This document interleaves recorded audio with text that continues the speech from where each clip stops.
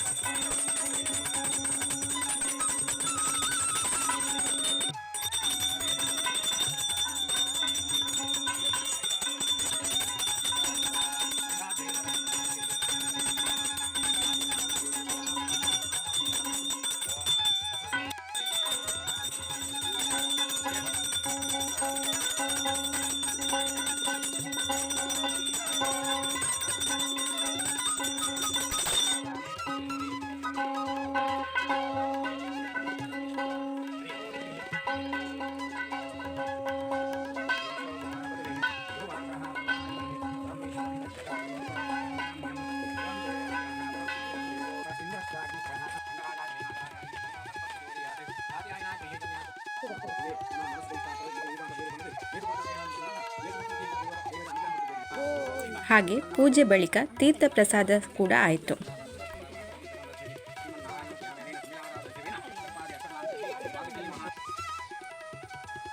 ನಂತರ ಪ್ರಸಾದ ರೂಪದಲ್ಲಿ ಸಿಕ್ಕಿದ ತೆಂಗಿನ ಗಡಿ, ಬೆಲ್ಲ, ತುಪ್ಪ ಬಳಸಿ ನಾಗರ ಪಂಚಮಿ ದಿನದ ವಿಶೇಷ ಖಾದ್ಯವನ್ನು ತಯಾರಿ ಮಾಡಿದ್ವಿ. ವಿಶೇಷವಾಗಿ ತುಳುನಾಡಿನಲ್ಲಿ ಈ ದಿನ ಎಲ್ಲರ ಮನೆಯಲ್ಲೂ ಅರಿಶಿನ ಎಲೆ ಕಡುಬು ಮಾಡ್ತಾರೆ. ನಾಗರ ಪಂಚಮಿ ಅಂದರೆ ಅರಿಶಿನ ಎಲೆ ಕಡುಬು ಮಾಡದಿದ್ರೆ ಏನೋ ಇನ್ಕಂಪ್ಲೀಟ್ ಫೀಲ್ ಅನ್ನೋ ಥರ. ಕಟ್ ಸಾಂಬಾರ್ ಅಕ್ಕಿ, ರುಚಿಗೆ ತಕ್ಕಷ್ಟು ಉಪ್ಪು, ನೀರು ಸೇರಿಸಿ ಗಟ್ಟಿಯಾಗಿ ರುಬ್ಬಿ ಒಂದು ಪಾತ್ರಕ್ಕೆ ಹಾಕಿದ್ವಿ. ಇನ್ನು ಹೂರಣ ತಯಾರಿ. ಹೂರಣಕ್ಕೆ ಬೇಕಾಗಿರೋದು ತೆಂಗಿನಕಾಯಿ ತುರಿ ಮತ್ತು ಬೆಲ್ಲ.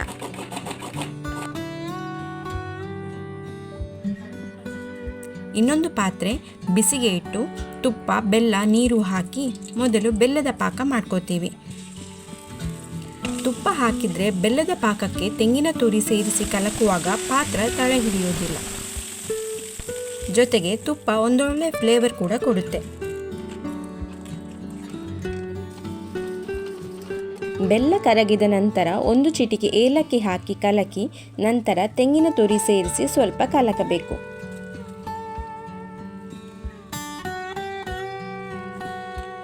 ಸುತ್ತ ಇರುವ ನೀರಿನ ಅಂಶ ಎಲ್ಲ ಹೋಗಿ ಸ್ವಲ್ಪ ಡ್ರೈ ಆಗೋ ಥರ ಸ್ವಲ್ಪ ಫ್ರೈ ಮಾಡಿದರೆ ಸಾಕು. ಬೇಕಾದರೆ ಬೆಲ್ಲ ಸೇರಿಸುವ ಮುನ್ನ ತುಪ್ಪಕ್ಕೆ ಸ್ವಲ್ಪ ಗೋಡಂಬಿ ಚೂರುಗಳನ್ನು ಹಾಕಿ ಫ್ರೈ ಮಾಡಿದರೆ ಇನ್ನೂ ರುಚಿಯಾಗ್ಬೋದು. ಜಗಿವಾಗ ಬೆಲ್ಲ ತೆಂಗಿನಕಾಯಿ ಜೊತೆ ಅಲ್ಲಲ್ಲಿ ಮಧ್ಯದಲ್ಲಿ ಗೋಡಂಬಿ ಸಿಕ್ಕಿದ್ರೆ ಆಹಾ, ಎಂಥ ಸೂಪರ್ ಅಲ್ವಾ. ಈಗ ಹೂರಣವು ರೆಡಿ, ಹಿಟ್ಟು ರೆಡಿ. ಇನ್ನೇನು ಎಲೆಗೆ ಹಚ್ಚೋದೆ. ಸ್ಟೀಮರ್ ಬಿಸಿ ಆಗೋದಕ್ಕೆ ಇಟ್ವಿ. ಅರಿಶಿನ ಎಲೆಗಳನ್ನು ಸ್ವಚ್ಛ ಮಾಡಿದ್ವಿ. ಈ ಮಳೆಗಾಲದಲ್ಲಿ ಎಲ್ಲಿ ನೋಡಿದ್ರೂ ಬಸವನ ಹುಳಗಳೇ. ಅದಕ್ಕೆ ಎಲೆಗಳನ್ನು ಸರಿಯಾಗಿ ಚೆಕ್ ಮಾಡ್ಕೊಂಡು ಒರೆಸಬೇಕು. ಎಲೆಗೆ ಹಿಟ್ಟು ಹಚ್ಚಿ ಮಧ್ಯೆ ಹೂರಣ ಸೇರಿಸಿ ಯಾವ ಶೇಪ್ ಬೇಕು ಆ ರೀತಿ ಮಡಿಚ್ಕೋಬೋದು. ಉದ್ದ ಬೇಕಾದರೆ ಉದ್ದ, ಅಡ್ಡ ಬೇಕಾದರೆ ಅಡ್ಡ. ನಾವು 3 ರೀತಿಯಲ್ಲಿ ಮಾಡಿದ್ವಿ: ಉದ್ದ, ಅಡ್ಡ ಮತ್ತು ಬಾಳೆ ಎಲೆಯಲ್ಲಿ.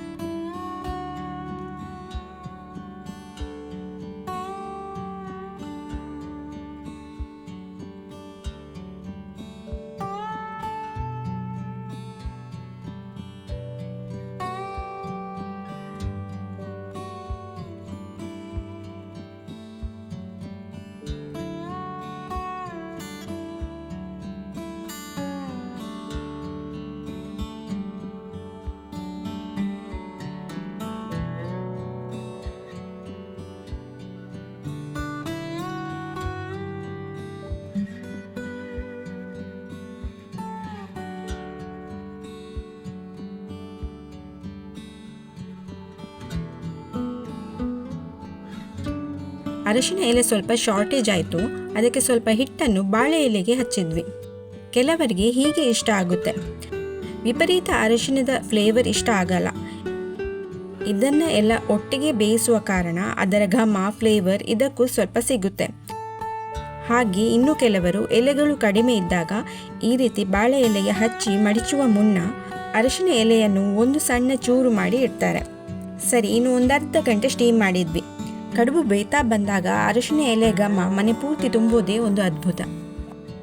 ಚಿಕ್ಕವರಿದ್ದಾಗ ಈ ಉಳಿದಿರೋ ಹೂರಣಕ್ಕಾಗಿ ಜಗಳ ಆಡ್ತಿದ್ವಿ. ಅದಕ್ಕೋಸ್ಕರ ಅಂತಲೇ ಸ್ವಲ್ಪ ಹೆಚ್ಚಿಗೆ ಮಾಡ್ತಿದ್ವಿ. 3 ರೀತಿಯಲ್ಲಿ ಮಾಡಿರೋ ಅರಿಶಿನ ಎಲೆ ಕಡುಬು ರೆಡಿ.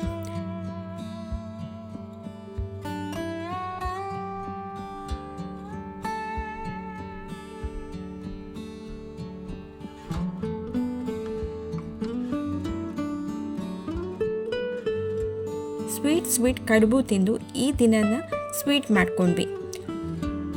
ಇದಾಗಿತ್ತು ನಮ್ಮ ನಾಗರ ಪಂಚಮಿಯ ದಿನ.